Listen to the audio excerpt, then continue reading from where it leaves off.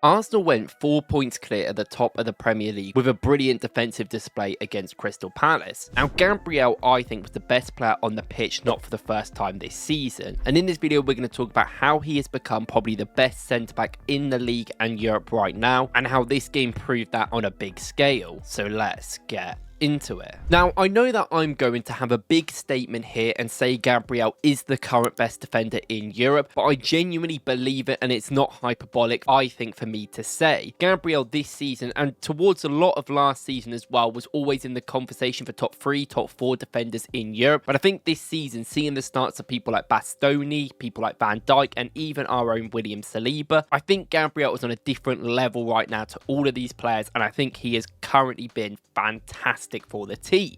Now, to talk about this game, overall, I don't think it was a very good game from both teams, but I think Arsenal did what they needed to in the end. We didn't create too much from open play, which will get spoken about, but we have done over the last couple of games, so it's fine. Crystal Palace are a very good team, and they defended in their mid-block, I thought, fantastically well for a lot of it, and gave us almost no time within the pockets, but more importantly, no time out wide. Saka was receiving the ball, and having 3 players on him instantly, he couldn't even do anything with it in this game. And what I do say is that when Arsenal are playing not as good as they probably can do, and a team against them is playing really well, then it is going to be most likely a quite boring game. We're not a team that capitulates, we're not a team that gives up, and of course we got that set piece goal, but it was more than that. The defensive display by everyone was fantastic, and I thought Gabriel was at the heart front of all of that yet again. Now, the first thing I kind of want to talk about is Gabriel next to Mateta in this game. I thought Gabriel dealt incredibly well with Mateta throughout it, and I think he kind of read him in a lot of the things that he wanted to do. There was a few times where I think Mateta wanted to come short really far about the halfway line, and Gabriel was going to follow, but then decided not to, with maybe one of the midfielders covering. Every single time Mateta tried to run in behind, I felt like Gabriel was there. Not only is his interceptions very key, his positioning is excellent. Physically, I just felt like it was hard for Mateta to keep the ball with Gabriel around, and I feel like in the first half, where Mateta kept targeting Saliba for constant runs and kept getting the better of him a couple of times,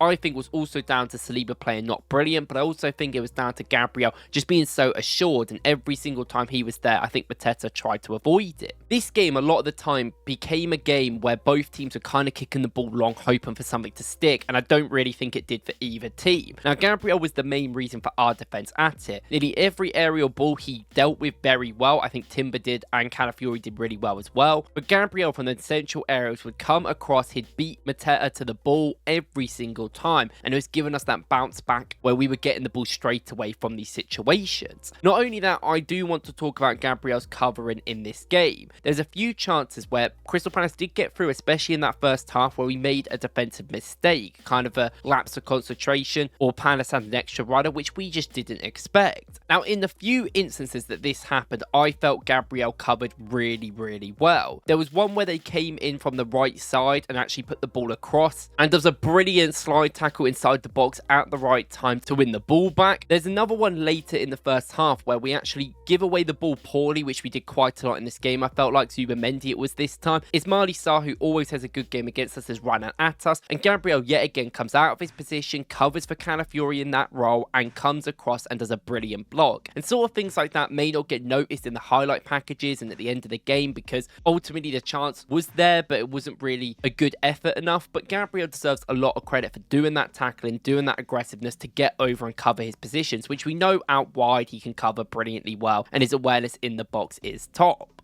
And it felt like when some of the other players around us weren't necessarily being maybe confident with the ball or making good decisions on it in defensive areas, he was the one guy that was back there calming everyone down, making sure it was okay. And every time he came and covered when someone else made a mistake, it was genuinely fine. And I think that's something you get with Gabriel and his brilliant quality. Now, although this has been framed as a brilliant defensive performance, and I think proves why he's one of the best defenders out there, I want to talk about Gabriel on the ball, because I genuinely think it's one of them games where he really did shine and really tried to do stuff for us going forward, which I think shows to his quality. Now, in this game, Arsenal really struggled to break Palace down, especially in the first half. No one really wanted to make a run or really find Eze, who would sit in between the pockets. There was a few times that we did, but not enough. And I felt like our defense overall were being quite passive. I felt Calafiori wouldn't make that run forward. He was sitting in the back four a lot. Timber did try to do some good work, and he had some really good mazy runs in there, but it was very congested, especially more on that right side with Saka being there. there. And I felt like Saliba really shied away in the first half, which maybe it was an injury concern. That's why he came off at half time. Now, Gabriel, I felt like, was the one player in that defence who was really trying to try things to go forward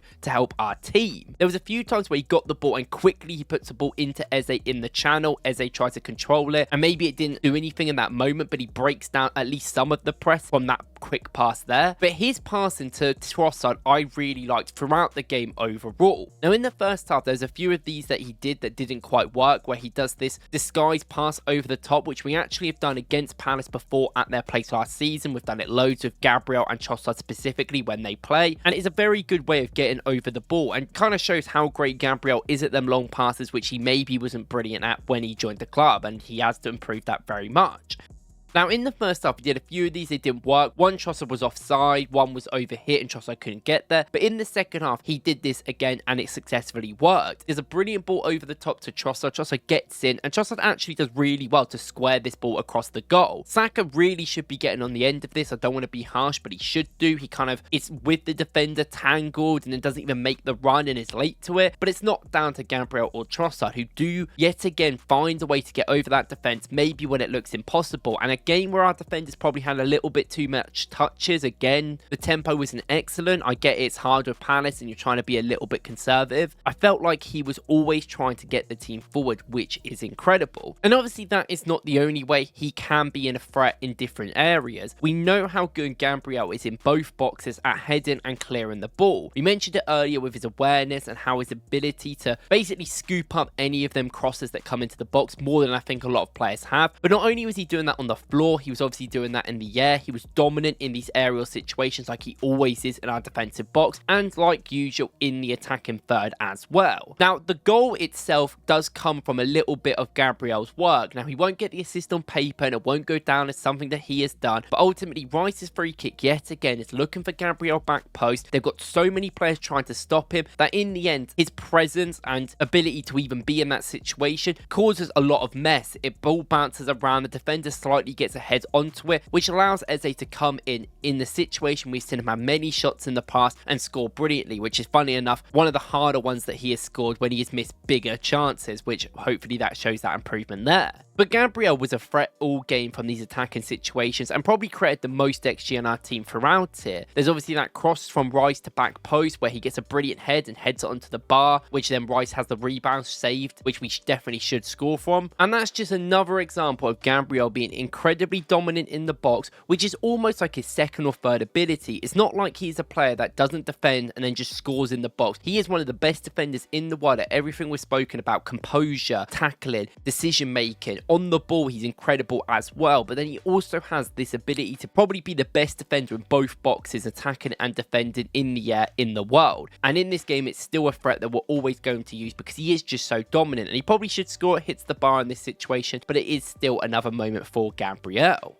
And I do want to say, looking at this game, that Gabriel really stood out to me in one of these moments because we did score around the 30th minute. We were really poor in that first half. I actually felt like we did play a lot better in the second half when the game opened up. But this was a game where we didn't play brilliant and we had to rely on the defense, which is something we shouldn't do a lot, which we've spoken about, but we had to do in this game, which we know we can. And Gabriel in this game yet again has stood up. The Man United away game at this first game of the season, I thought Gabriel, his passing was really poor, but I thought his defensive display was excellent. And in this game, I felt like his passing was really good. I liked the passes that he was at least trying to do and go forward, but I actually felt like his defensive work was really good as well. Mateta is a tough striker, one of the best in the Premier League. Physical, fast, gets in great positions. And in a game where Saliba really struggled, I think Mascara came on, was excellent, by the way. I think, yet again, what a star that player is. But in a game we needed one of our big members to step up, we had Gabriel, and I really give him a lot of credit because that defensive work he was doing within our own box is excellent. Not only is it sitting in a mid block, but it's them big spaces that he really comes across and makes dominant every single time. And it's one of the big aspects of him that he can defend in any situation you put him in. He will be calm while still having that aggressive nature and still celebrating all the blocks and defensive work, which you expect from one of our biggest leaders in the team.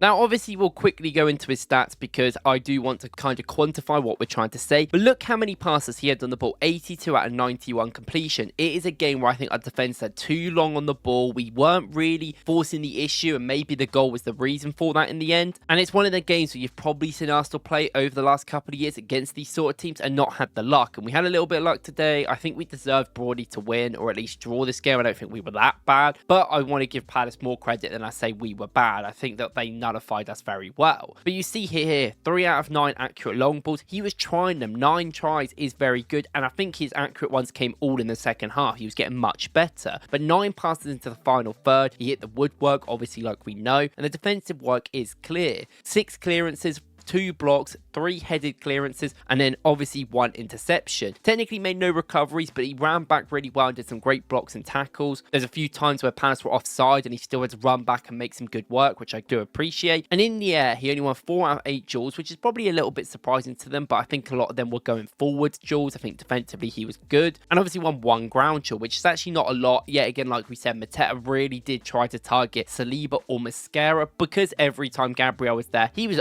widely quite dominant against him, and he kind of just didn't want that battle. Now, this continues Arsenal's great form. Obviously, there's some injury concerns to certain players in this game, so hopefully they'll be okay, but that's another thing with this Gabriel performance. In this game, we didn't even know if he was going to start, if he was going to be there, with Arteta's comments in the week and his injury that he might have picked up against Madrid, but it seems to be fine, and he was excellent on the day, and we really needed him for a great win against a really good team. Let's not get this wrong, Palace are one of the best teams in the country right now. Now, let me know what you guys think in the comments, and I appreciate you guys as always, and I will see you in the next one.